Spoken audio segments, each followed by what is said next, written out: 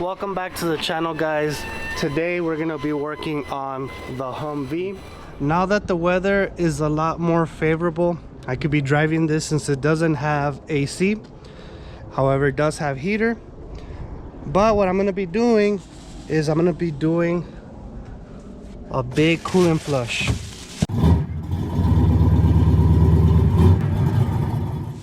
I'm gonna be doing this Prestone coolant flush, and I'm also gonna replace the thermostat with the new this is a non-fail one, or a fail-safe. So in other words, if the thermostat gets stuck and it doesn't open, this one will automatically open and just stay open, so it doesn't damage the engine. And whenever you do change out these components, you have to make sure that you also buy the gaskets for it.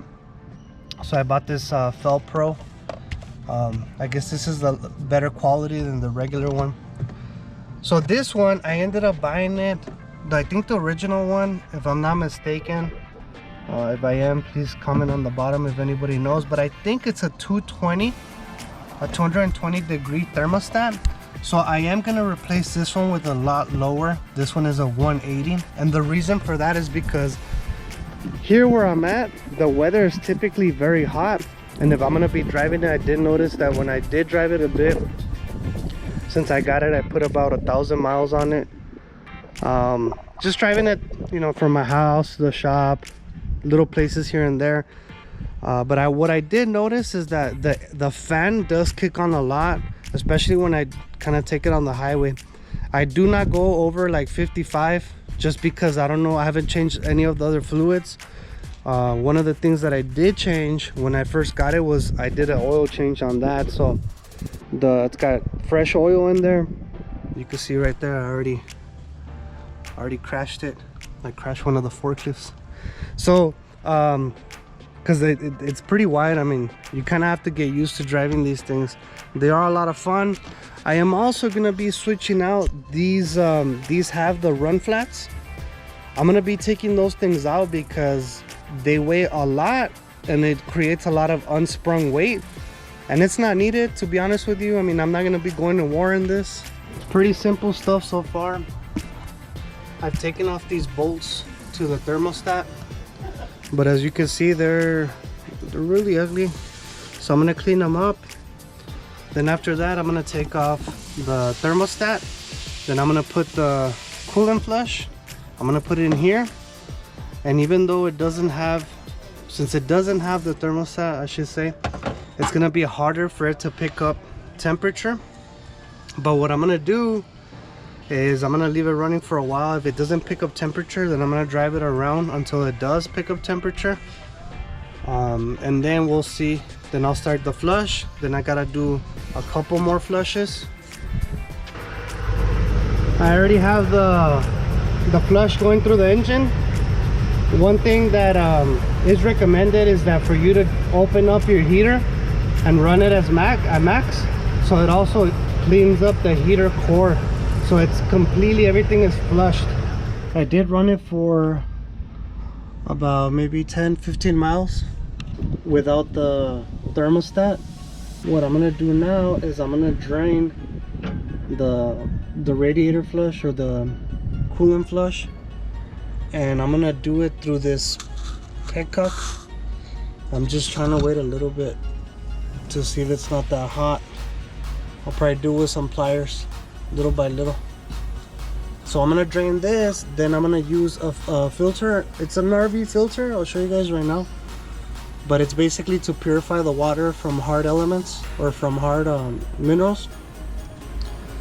So for example, you don't want to be running it with like a lot of calcium. Here where I'm at, there's a lot of hard water, and you don't want that because it'll start forming inside the block and stuff like that. So you want to have distilled water, or as close to distilled water as possible. Some people will run just distilled water or reverse osmosis water through like the gallons. They'll buy gallons, but with that filter, I don't think I'll have an issue with that. So there it goes, there it's draining. So just be very careful because it's hot, but It's gonna drain little by little. What I'm gonna do is I'm gonna open up the fill cap, so it creates it'll have a better flow. But as you can see, I mean, it was pretty green. I was surprised how green the coolant was. I believe this was one of the trucks that was really well maintained. But now that I'm down here, what I'm gonna do is I'm gonna go ahead and grease all these really good, and I'm gonna use the Lucas extra heavy duty. You can see this one right here. Actually, that one's already ripped. I'm gonna have to replace that. So yeah, I'm gonna use the Lucas extra heavy duty. There's a lot of spots down here that I have to grease. The petcock is still running, or I still have it open. It's still draining. It's a very slow process. I thought it was gonna be a lot quicker, especially since I opened up the fill cap. But what I'm gonna do, oh, this is the filter I was telling you guys about. But what I'm gonna do is I'm gonna add a little bit of water, and then to try to kind of flush it, and then I gotta do 2 flushes. I'm not sure if I gotta do 3, but I'm gonna do 2, and then to see if it cleans it all out. So right now I'm just gonna add a little bit of water to kind of take out all, there's like a bunch of little deposits in there, to try to see, hopefully those kind of go down there, and then I'm gonna fill it all up and then run it, get it all flushed out again. I went ahead and removed the reservoir. All you have to do is take off 4 hoses. Yeah, that's 1, 2, 3, and then the bottom one 4. Loosen up these clamps, and then I was able to remove it. You can already see, I had it at an angle, but look, all the nasty stuff that's in there, you can see it. So I'm gonna clean this one real good. I'm gonna see if I can clean it up a bit. But yeah, this stuff is all, I'm guessing all this is what the coolant flush did. So that's why all that water down there is looking pretty nasty. All the water's out already, I could say. I cleaned this up as much as I could. You can see it's like, there's still stuff in there. I don't know if you can see in there, but I wasn't able to take it all out. I bought CLR, sprayed it with CLR. I even bought this brush to try to get in there, but I can't because of this. So I'm just gonna leave it like that. I cleaned it up as good as I could. I even went to a dollar store to see if I found like a little brush for bottles, but I wasn't able to find anything. At this stage, what I'm gonna do to kind of brighten this up or try to, you know, make it look a little bit nicer, I did stop at AutoZone, and I'm gonna hit it with this Plastic X or Plastics or whatever. I seen this work on the covers or the vinyl, the clear vinyl, and it brings back the color really nice, or it clarifies it really nice. So I'm gonna hit this up. It says it takes away yellowing, so I'm gonna see oxidation, all that stuff. So I'm gonna see how good it takes it off, or as much as it can. I don't have a polisher here. I'm gonna have to do it by hand. Some elbow grease, and I'll show you guys how it looks.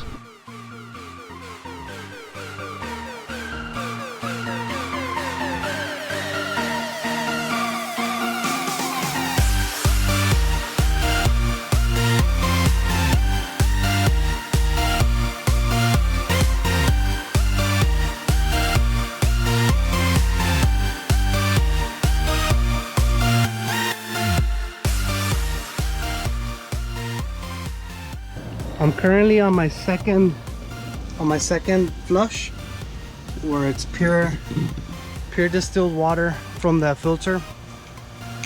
My biggest concern at this point is that, well, I wanted to show you guys that this is the original thermostat. I don't know if you can see right there, it says 180. So this is a 180-degree thermostat.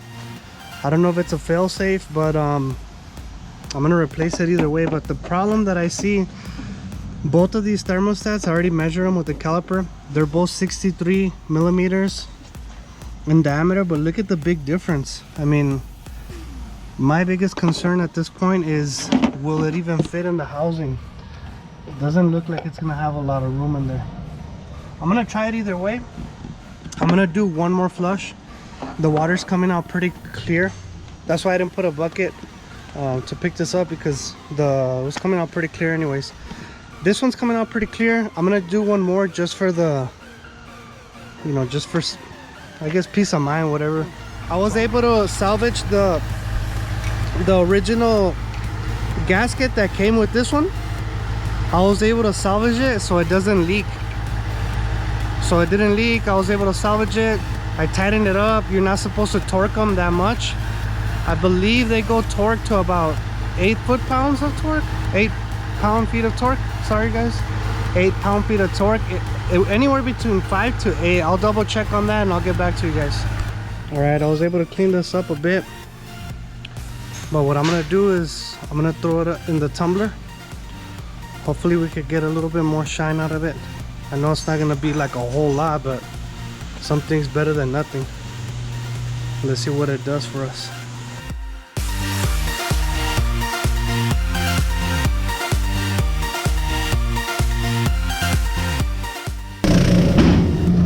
Since that's in the tumbler, unfortunately there's no more light, daylight savings time. So we're 1 hour, we lose 1 hour of sunlight. So, and the thermostat didn't fit. Welcome back guys. Yes, it is another day. I was able to find the thermostat for the Humvee. I did clean up the other housing. I gotta finish cleaning up this one up. And what I'm gonna do is I'm gonna clean it up, install the new thermostat. Then after that I'm gonna add coolant. I did give these bolts a little coat of paint. That way they look a little bit nicer.